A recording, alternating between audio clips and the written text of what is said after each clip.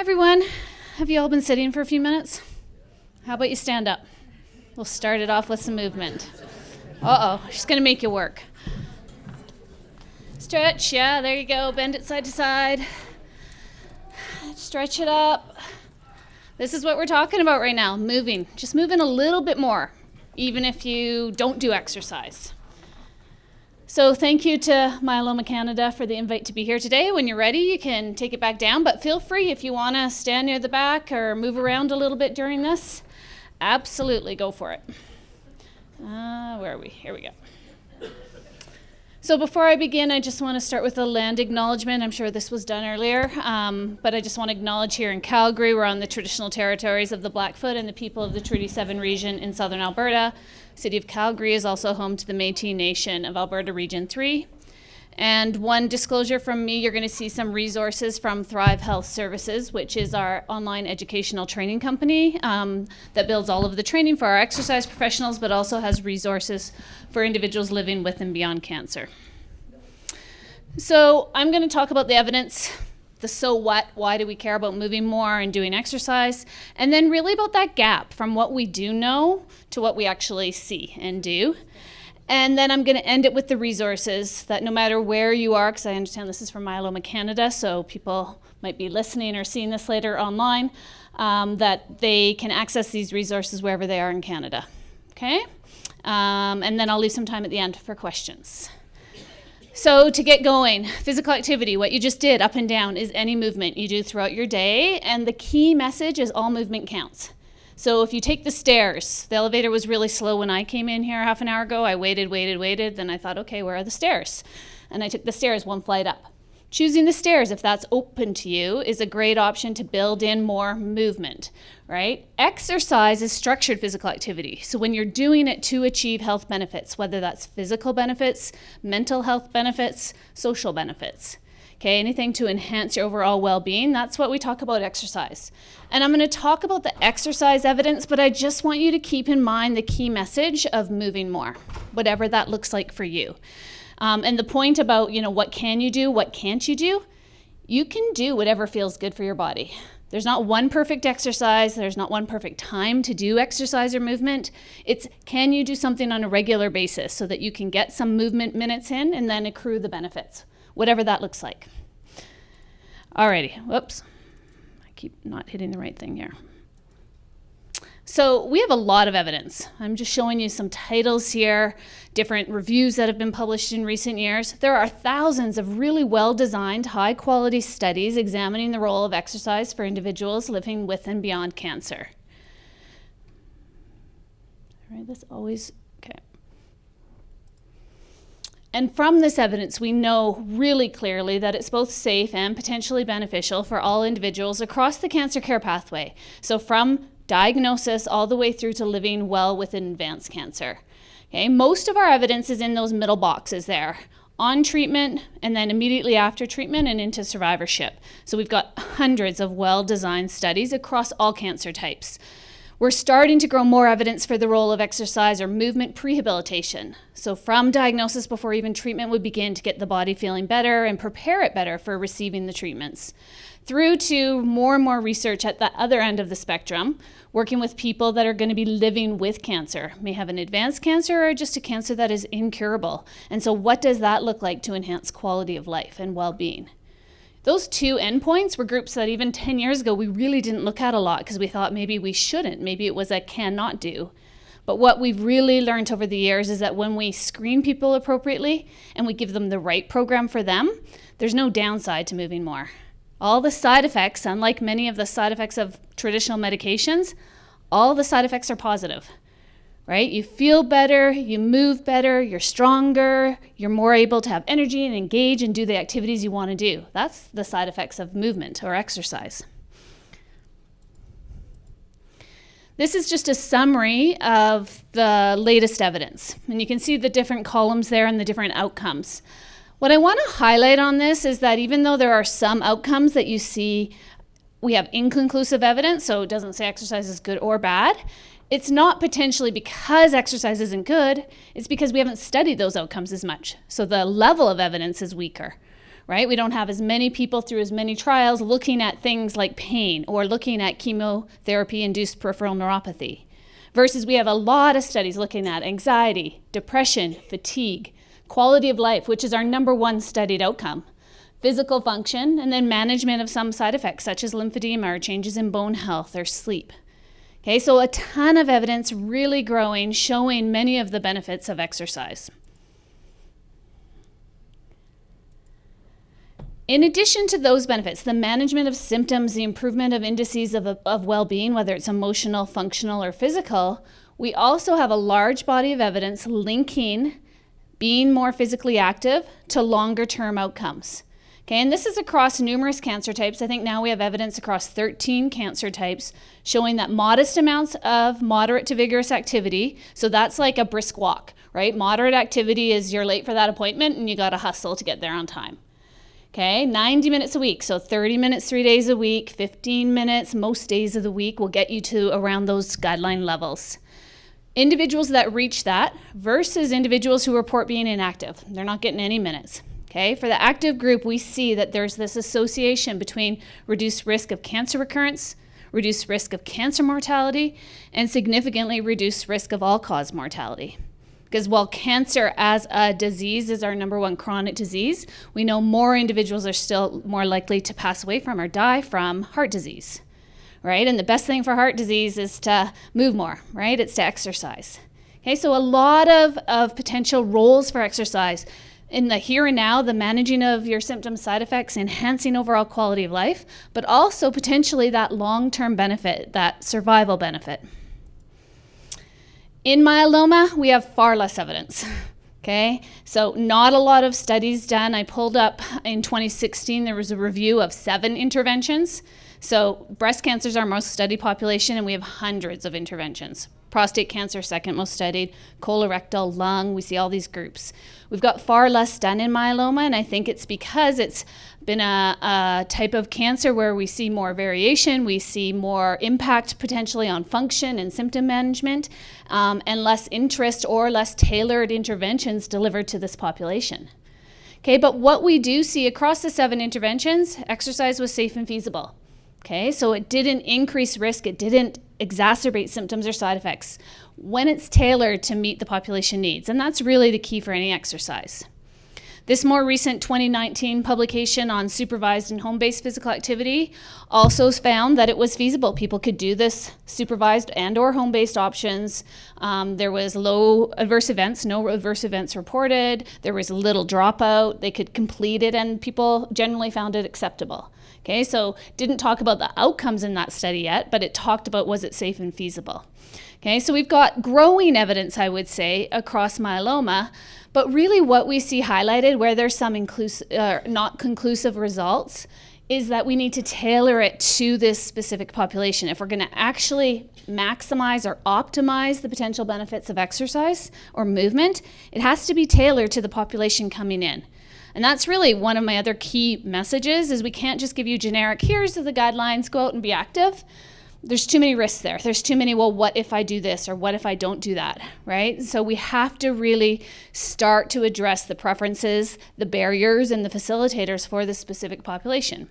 And so this study came out more recently, and it found in a survey, so this wasn't an intervention, but a survey of myeloma patients found that they want flexibility. Right? I want to be able to choose different times, different days, close to home preferably.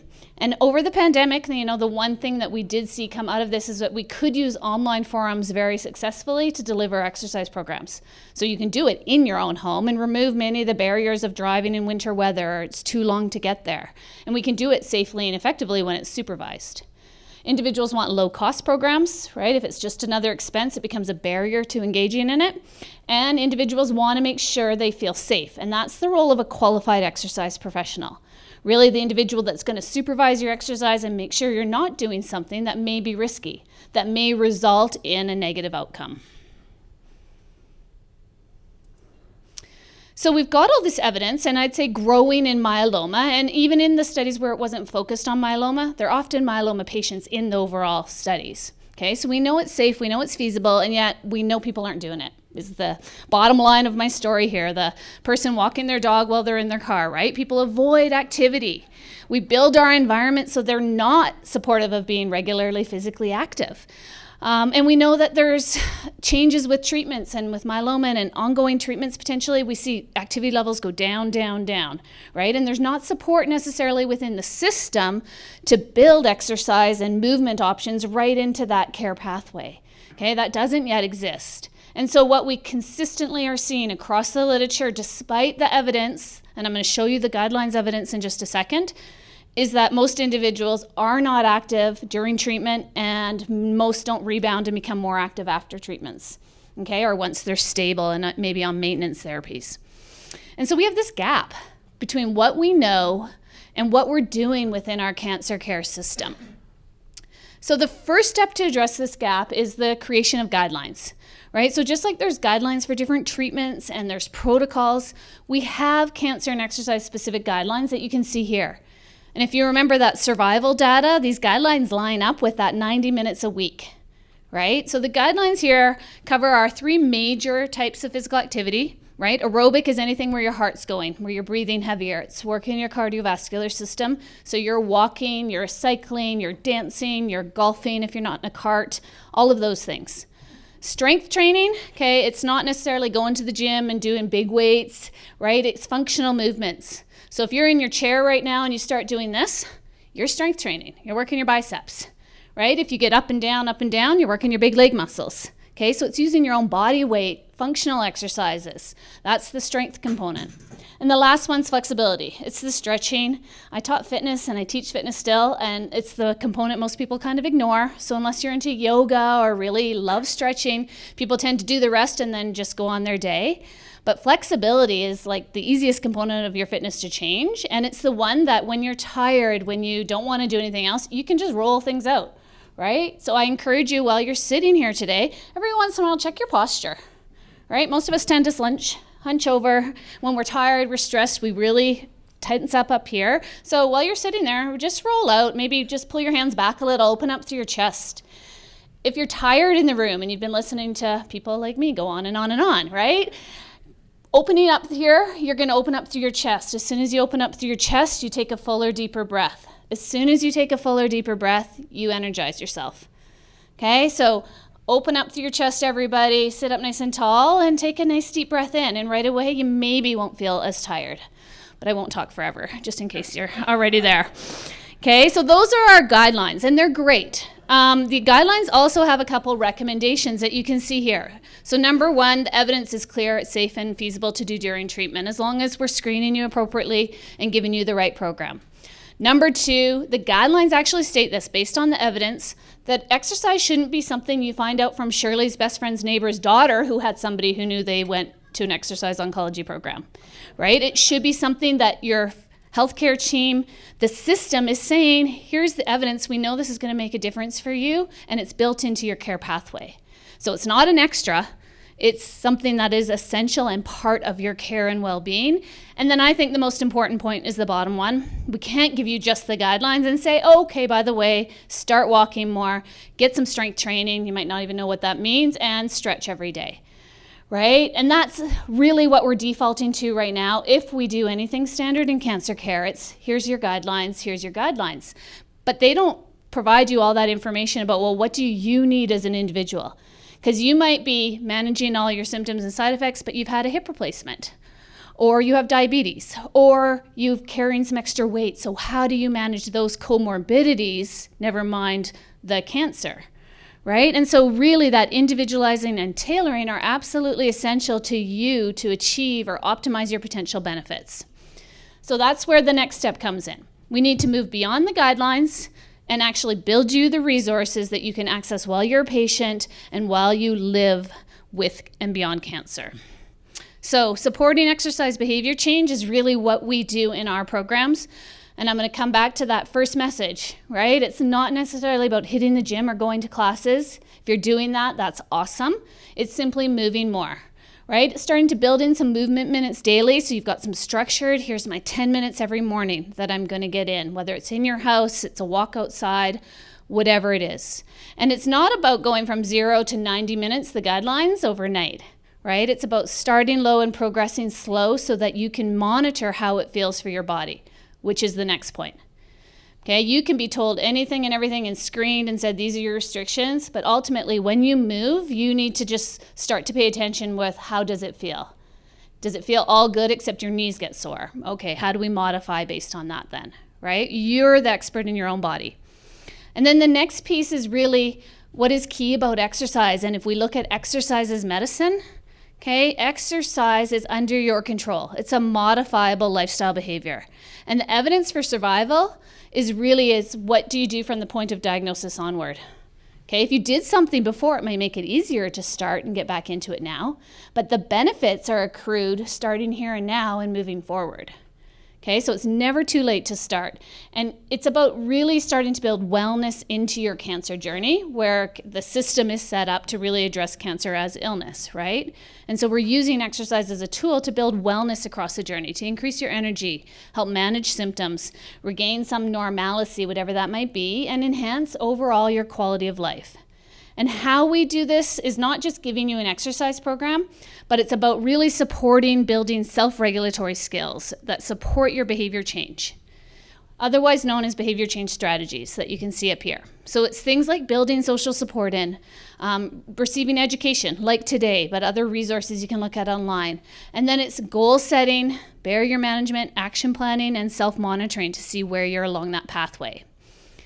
So I'm going to go through some of these resources. You can access all of this for free online. And the big one that we have is this wellness manual. So it's a downloadable PDF. It's free. There's no hooks or anything else. You just go on and access it.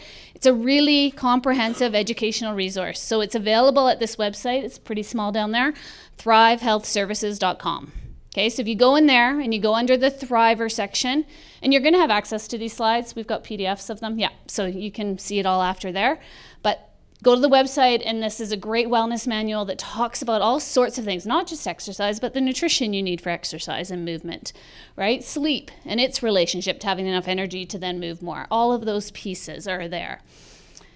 We also have a whole number of worksheets there, which I think are great tools to get you just thinking more about, well, where is this in your life and how does it support you living well? Whether it's social support, whether it's building tips for exercise maintenance. Because here's the thing, a lot of people will start with starting a new behavior, adding in some physical activity minutes, and then over time, it just kind of starts to go away again, right? And so the key is building it to be a habit and part of your usual lifestyle so that you will maintain it to always get the benefits. The other big piece is really to acknowledge what I often call the elephant in the room with exercise, and that's what is stopping you right now, right? What's the most common barrier for all of us as to why we don't exercise? Time. Yeah, we all say we don't have enough time, right? And for lots of us, we don't. There's extras appointments, there's kids to look after, there's work to do, there's relationships to tend to foster, right? There's lots of other competing demands. But I'm going to challenge you on the time piece, because you can get 5 minutes of movement in, and then maybe 5 minutes more in the afternoon, and all of a sudden you're at 10 minutes already a day, right? You can add up your minutes over time. It doesn't have to be one chunk of 30 minutes. I know even for myself, when I look at doing a little thing from home, I do a lot of yoga. I'll often choose like the 15 to 20 minute ones because it just fits, right? And I'll do that versus a 30-minute or a 60-minute class. 60 minutes, hard to come by all in a row, right? So it's about acknowledging, number one, the importance of exercise or movement for you. If you prioritize it, right? If our cancer care system prioritized it for you and said, this is essential for your well-being, and I'm going to ask you at each appointment, how much movement did you get in this week? You'd be much more likely to prioritize it for yourself, right? So start thinking about it as the best tool you have to really enhance your overall well-being, okay? And in conjunction with all your other care that you receive. Okay, other things are often you feel like you don't have the support or you're not motivated or, well, what can I do that's safe, right? That was a big one for many individuals, especially over the pandemic where things shut down and then it's like, well, where am I at now, right? I can't access what I need. Okay, and so we try to address that through all the programs and by building these self-regulatory skills. And the biggest skill, and I'm sure people have heard this before and heard SMART goals, but it's goal setting. So it's literally writing down for you what's going to be your first step, right? What goal? Do you want to walk more? Do you want to start doing some strength training so you feel stronger? What is your goal? And then it's to make that goal very specific and smart, right? So not just I want to walk more, but okay, I'm going to commit after this talk today to getting a 5-minute walk in my own house around my dining room table every morning. And I'm not going to stop until my buzzer goes off and I've gotten 5 minutes in, and then I'm going to make my tea, make my coffee, right? So it's very specific, measurable. It's attainable. Most of us can move for 5 minutes, right? You can walk slow. Doesn't have to be brisk, right? Okay, it's realistic. I don't have to deal with the barriers of there's still snow. It's going to melt, but it's still there, and it's icy sidewalk, so I don't want to go outside yet. I can walk around my table, right? Realistic and relevant. Okay, it's going to help you feel like you're starting to gain control. Okay, timely. You've set 5 minutes for it. Doesn't have to be a 30-minute walk around your table. I'm pretty sure that would get boring for most of us. But 5 minutes, you can probably just put it down or add some earplugs in and listen to a podcast for 5, whatever, right? And then the last T part I think is really critical here is who's supporting you to do this. Okay, if I did that at home, I've got 2 children that still live at home. One's older now. 2 at home. My youngest one, I'm sure, would mock me. He'd be like, why are you walking around the island again and again and again, right? So probably not something I'm going to do in front of him. But if you've got a supportive person at home or somebody that's trailing you around that table, you're going to be more likely to do it. I can tell you from a building the exercise habit perspective, okay, the social support is the key element that predicts maintenance. Nothing else is as strong a factor. So when we have somebody that we're walking with, when we have somebody who just asks us, how's your wellness going this week? When we have a group class to go to or a setting in our community that's going to be physically active and supports us to do it, we're much more likely to build the habit. Okay, so please don't ignore that last piece of the SMART goal setting. Okay, so goal setting, number 1 self-behavior skill strategy that is related to building the habit of exercise. And then along with it come these other things, like action planning. So if my goal is a 5-minute walk every day, and maybe I don't want to do my table, maybe I want to get inside, how am I going to plan for that? How am I going to plan for if it's a really yucky day out and I can't walk safely on the sidewalks, right? How am I going to plan for what time of day? Are there other things I need? A new pair of runners, a pair of runners if I don't own a pair, right? So what do you have to do to get towards those goals? I'm a big paper and pencil person myself, right? I like to write it down, but you could do this on your smartphone. There's lots of ways to plan this out and to see where you can build the skills in. And when we plan, we increase our confidence because we're in control. We've thought about the variables that might derail us, right? That's the value of action planning. Once you've got the plans, then you start scheduling it in. And again, it can be an app. There's so many scheduling apps or just calendars. It can be paper and pencil. And then if you're writing it down, we give out weekly calendars to individuals in our programs, hard copies, and we tell them to put them up on their bathroom mirror or on the fridge, not on the messy desks where there's 10 million other pieces of paper and it gets buried, right? So put it where you can see it. And you can see on this one, it's not just scheduling it in. It's not just saying, okay, here I'm going to do this Monday, Tuesday, Thursday. Those are my days. Right? But it's then saying, well, what do I expect to get out of this? Right? How's it going to make me feel? Okay? Because the feelings during exercise are important, but really, really important are how do you feel after you move more? Right? So you want to always feel that energy. You want to feel like, okay, I did something really good for myself. We're not gluttons for punishment. So if we're doing exercise and it hurts or afterwards we're so tired because we did too much, okay, odds are of you continuing to do that because it hurts or you felt really fatigued are slim to none, right? We're not going to bang our head against the wall constantly if it doesn't feel good. Okay, same with exercise. So you got to really start to monitor and see how's it making you feel and then jot that down because for many of us, we start exercise and it's like, oh, I'm exhausted, I'm tired, I don't really want to do this. But then you get into it and within a couple minutes you're like, oh, yes, I remember. This is why I'm doing it. Right? And so jotting down that, oh, it's going to make me feel good even if I'm tired right now can be a really good motivating factor. And then it's about starting to track that, right? And seeing that, oh man, on days when I move more, I do feel like I've got a bit more energy.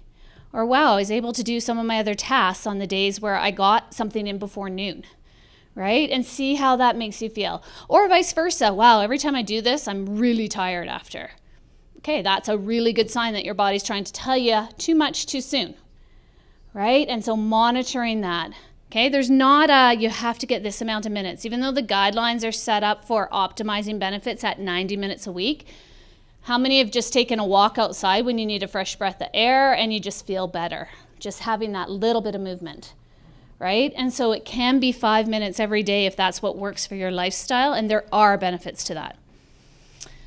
At the end of the day, to build an exercise habit, it's about seeing yourself as someone who can do this. So when you define yourself, right? When you talk about yourself, how do you define yourself? Right? Think about that. And do you say, well, yeah, I'm an exerciser. I'm a mover. Right? If you can start to use that terminology for yourself, I'm a mover, I've got this, right? Then you can start to then build in these pieces, right? So you find what motivates you and what is pleasurable in terms of exercise. Set those goals to commit to that progress. The social, right? Build in that social support for it. Again, whether it's somebody with you, whether it's listening to a podcast and hearing other voices, whether it's a class that you go to. Plan for what's going to derail you. It could be good barriers, right? Hey, I'm going to Mexico. I'm not. I wish I was, but yay, right? That's a barrier. It's going to take you away from your usual activities. How do you plan for that? Okay, I'm not going to do my class while I'm in Mexico, but I'm going to walk on the beach every day. Perfect. Right? What other barriers? I've got busy days with appointments. I'm returning to work. I've got kids with activities, right? How do you manage around all of those? And keep it realistic, right? Give yourself grace on 2 busy days, 2 tired days, but just know you can come back to it the next day. And then celebrate, right? The purpose of having goals is to have that motivation right there, to reach them, feel good about yourself, and celebrate that progress. And then you reset for the next goal. Lots of other resources, as well as the educational pieces. We have a YouTube channel. So if you're like, I don't know where to start and what's safe, if you're comfortable doing it on your own from home, we have an excellent YouTube channel through our University of Calgary website. So the Thrive for Cancer Survivors is our website at U of C. Lots of resources there. And again, this would be if you feel comfortable, if you feel like it's safe for you. There's 10 weeks now of our exercise oncology program. There's different individual exercises. It shows you with weights, without weights, with bands, all sorts of things. Key to this one is making sure you are comfortable doing this, that you know how to do it safely. So what we find is a lot of people come into our programs and then they'll use these as additional resources once they've learned how to move safely and effectively. Okay, but a great resource to help you move beyond just thinking about it to watching it and going, yeah, I can go along with this. I can move a little bit more. The last resource I want to tell you about is our program. This is Excel, Exercise for Cancer to Enhance Living Well. It is across the country. So you're going to hear next from Chris in Edmonton about the ACE program. So Alberta Cancer Exercise is our program here in Alberta. Excel takes that model and moves it across the country. So Excel is Canada-wide. As you can see here, our funders, the Canadian Cancer Society, Canadian Institutes of Health Research, and Alberta Cancer Foundation. So Excel's for all individuals with cancer. It's not specific to just one cancer. It is primarily for individuals in rural, remote locations, so outside of our major urban centers, because they're the ones who have been most ignored across our exercise oncology research. So it's reaching people, if you're here from anywhere outside of Calgary today, outside of Edmonton, it's reaching those smaller towns, individuals that don't necessarily have access to an in-person program. You can see here the other pieces, but it's really about being able to participate in physical activity at any level. What happens with Excel when you're coming in is safety first. So we screen you, and that's the role of a clinical exercise physiologist, right? So we can screen you using a number of different forms. We can go back to your physician to make sure if there's any questions we have, it's all answered. But it's obtaining that screening so that we can then know what you need to tailor the exercise so it's going to be effective. So even within these big group classes, we screen every individual who comes in, and they complete some baseline functional tests, and then we move into our program. The program's this exercise and educate formula, which is about not only giving you an exercise prescription, but giving you the skills to see yourselves as an exerciser, right? So we use goal setting, we use barrier management, we build social support. The program itself is free, it's funded by the grant, it's a 12-week program with 2 classes a week. Okay, so it's a structured program. When you're registered, screened, signed up for it, you're gonna know these are your classes over the course of 12 weeks. It's multimodal circuit style. So you do aerobic activities, lots of functional strength, balance, and flexibility. And it's online. Okay, so across Canada, there are some in-person locations, mostly out east, but most of our programs are on Zoom, right? So it's cameras on Zoom, online. ACE in Alberta is in person as well as online, okay? And so that's the general program, but the exercise and educate component is about moving again beyond the exercise prescription. So you're given additional webinars, additional educational resources, and really brought together in your group to learn more about how do you support this behavior change. Our goal is not to give you a 12-week program and you to go, yeah, that was great, but I don't really know what I want to do next. It's to give you the 12-week program so you can start to see yourself as somebody who can do this, and then you can move into the next thing, whether it's a maintenance program or other resources in your community through things like Wellspring or just regular programs that you're now comfortable with going to in the community. And it's about so much more than exercise. So we've been running programs. I've been doing this for 22 years now here in Alberta across all sorts of groups.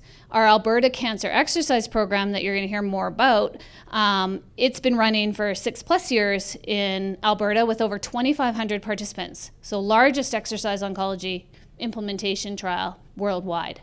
Okay, ACE has, oops, I've got a couple more slides, I'll tell you in a minute, but ACE has got more than 800 people already in it that have come into the program over the last couple of years, all online.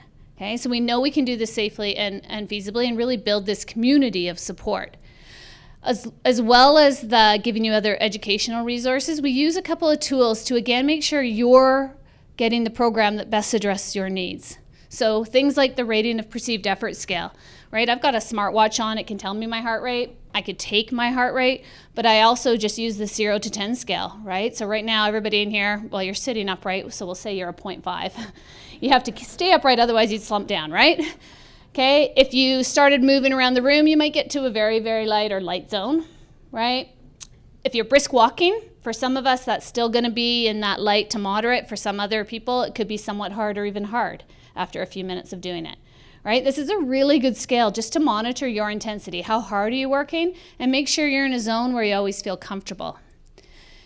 These are the other two big things we use, fatigue and energy thermometers, right? How many people feel tired on a regular basis, right? It's a very common side effect. It comes with myeloma, it comes with many cancer treatments, it comes with being somebody who's just busy and has got a lot going on in your life, right?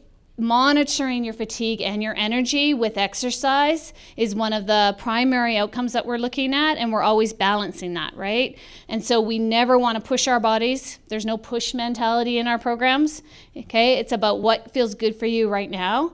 And typically what we see in all of our program participants is fatigue will be rated somewhere moderate to high at the start of a class, and it goes down. Energy will be moderate to low, and it goes up. And that's what you're looking for each and every time you move, whether it's 5 minutes, whether it's a 30-minute class, whether it's I've done 20 minutes of yoga.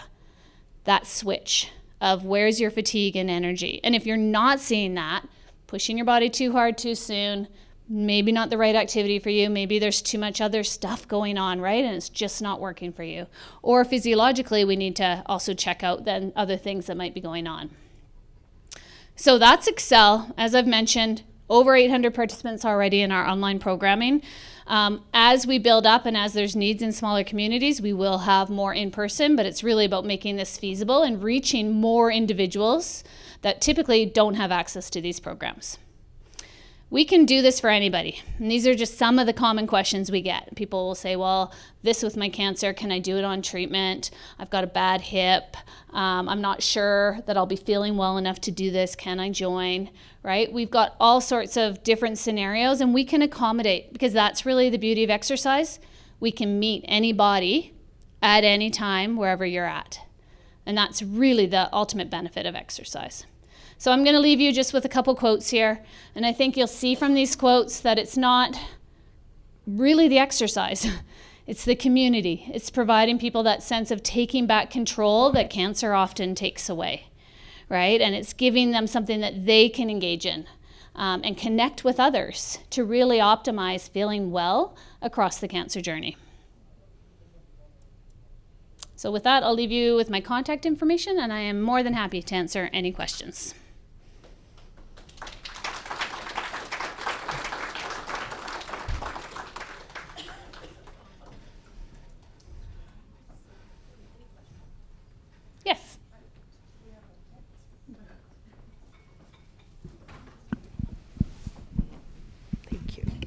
Myself, I've been fairly newly diagnosed, 6 months, and well, I guess a little longer than that, but not a year yet. Yep. And being very active before, my first or second visit, my oncologist said, no more biking, no more swinging a golf club, no more. She put all these things because of the bone concern.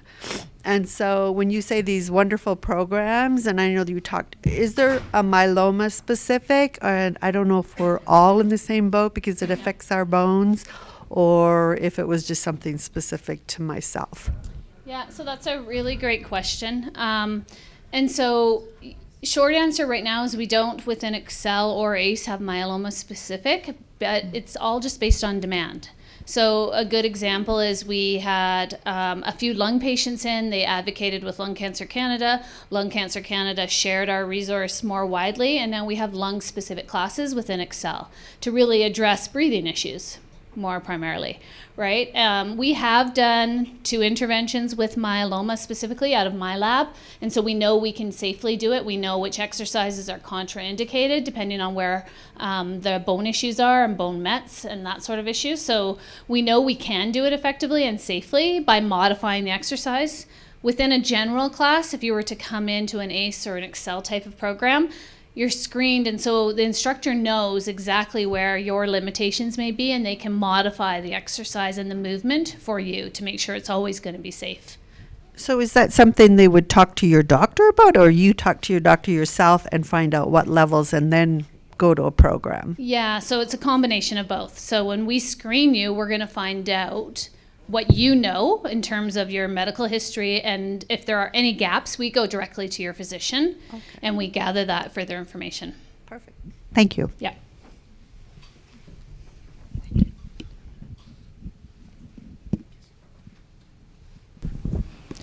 Do we have another question in the room? No? So I do have a question online. So I'll go here. How important is sleep in the whole process of healing, ongoing maintenance, et cetera, et cetera? Yes.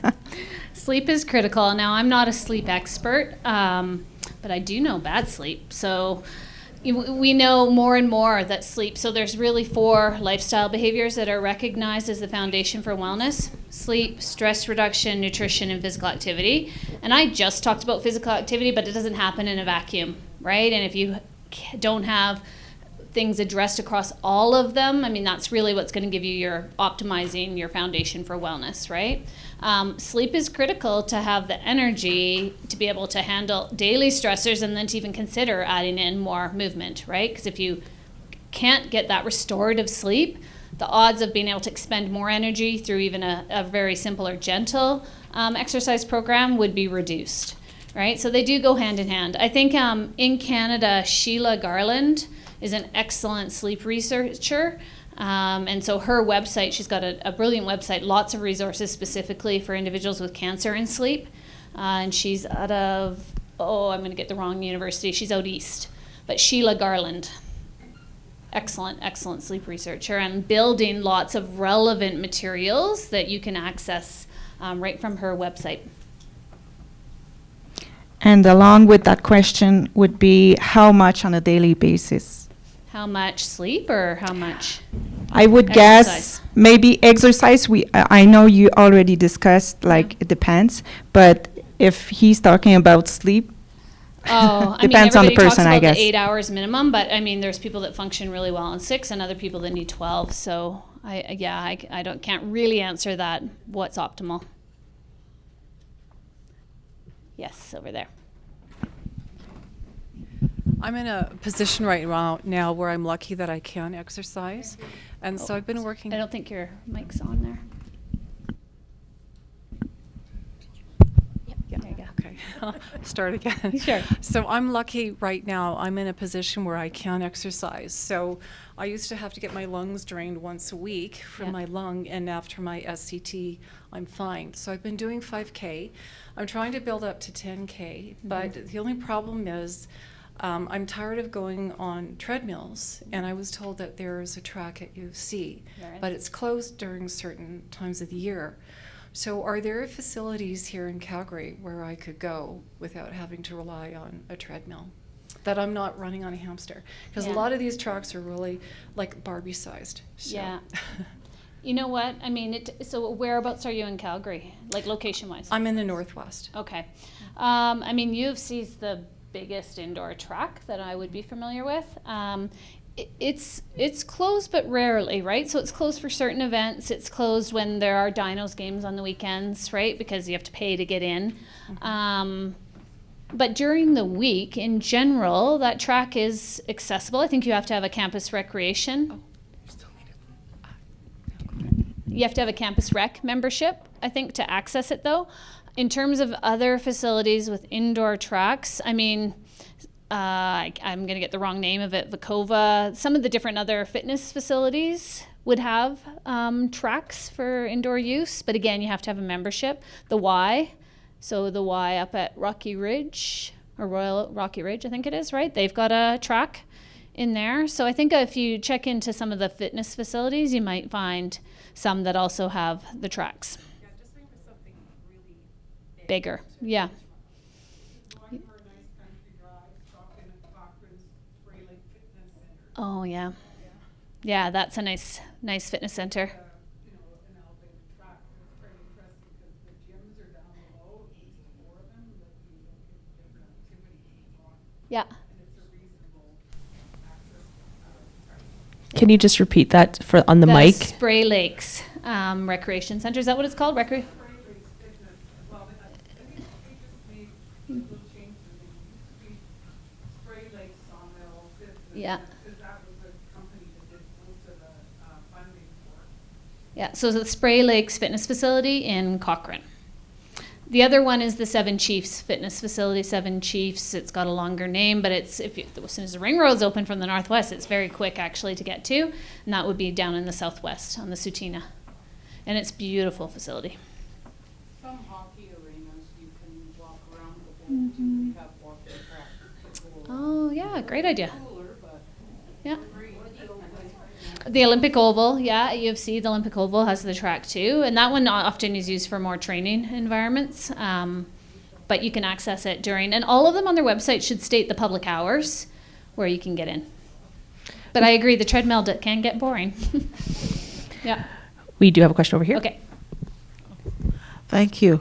I did ask this question at Tombika some times ago, and I didn't really get an answer. Most of the programs is kind of built around cancer patients.